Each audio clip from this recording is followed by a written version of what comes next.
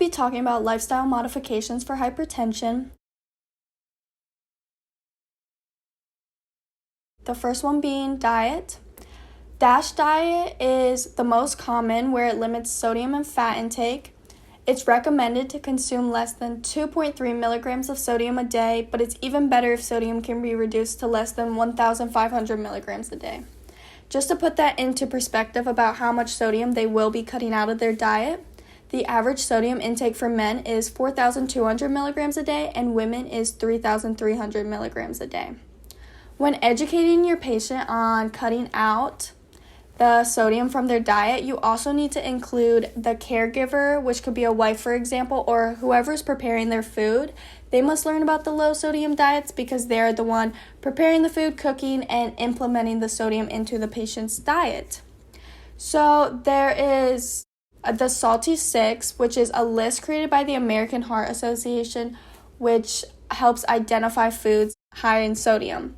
So this includes bread products, lunch meat and cured meats, pizza, soup, sandwiches, and poultry. So the DASH diet also limits the fat intake, so you will be consuming a diet low in fat, saturated fat, and cholesterol. The DASH diet is high in fruits, vegetables, and low-fat dairy foods, so you could recommend a plant-based diet or Mediterranean diets, which increase the fruits, nuts, vegetables, and lean proteins from fish and vegetables into the diet. And then also on a DASH diet, you need to consume foods rich in calcium, and calcium supplements are not recommended to lower blood pressure, and you also need to consume foods rich in magnesium. Something to educate your patient on, which many people probably don't think about, is you need to tell them to read labels of over-the-counter drugs, prepared packaged food, and health products like toothpaste with baking soda, or to see for any hidden sources of sodium. The next lifestyle modification is exercise and losing weight. The recommendation is aerobic exercise at least 3 times a week. This includes 75 minutes of vigorous and 150 minutes of moderate exercise per week.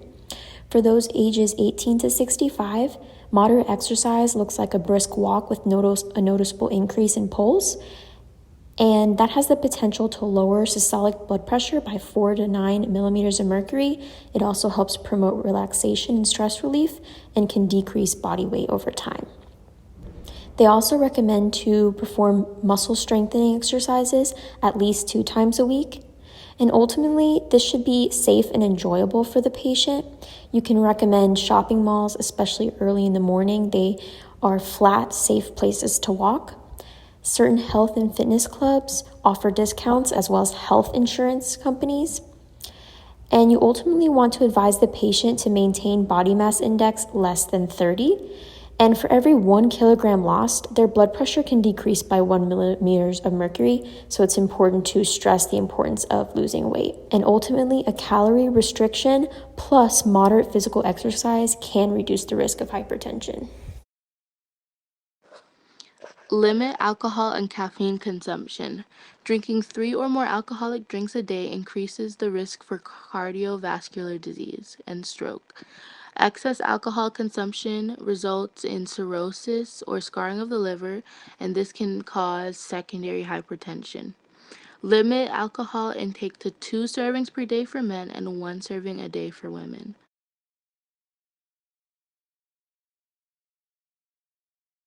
One serving of alcohol equals 1.5 ounces of liquor, 5 ounces of wine, and 12 ounces of beer. Caffeine can cause short-term increase of blood pressure even if you don't already have hypertension. For every cup of coffee consumed, the systolic blood pressure increases by 0.8 millimeters of mercury, and the diastolic pressure increases by 0.5 millimeters of mercury. Limit consumption to 200 milligrams, which is equivalent to 2 8-ounce cups of coffee a day.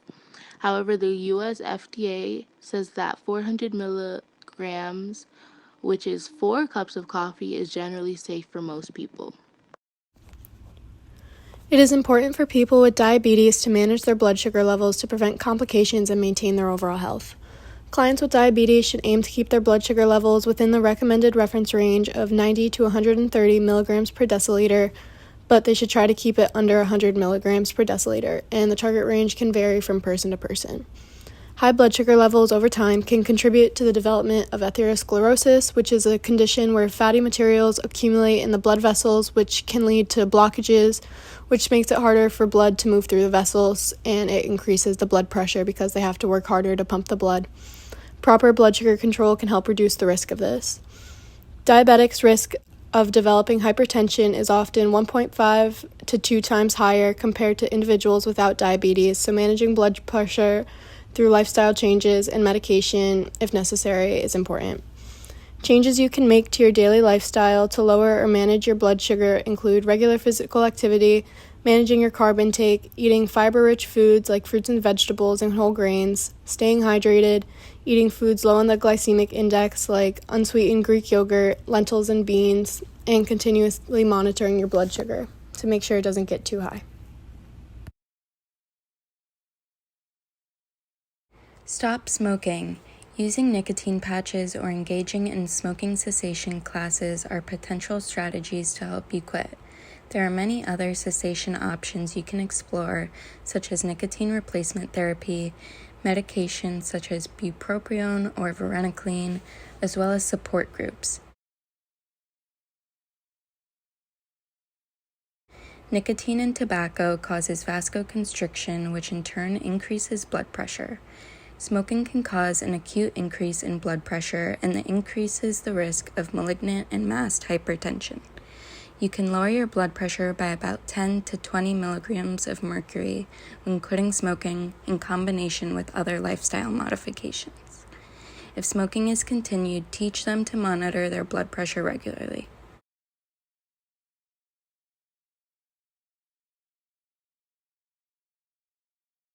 When it comes to stress management, techniques can be used in times of stress or even become a part of your daily routine to help keep stress levels to a minimum.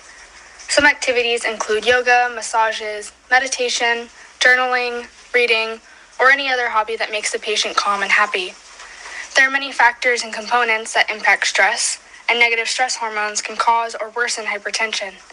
Some examples that can lead to this include certain social determinants, such as socioeconomic status, work stress, pressure from family and friends, safe housing, and exposure to violence.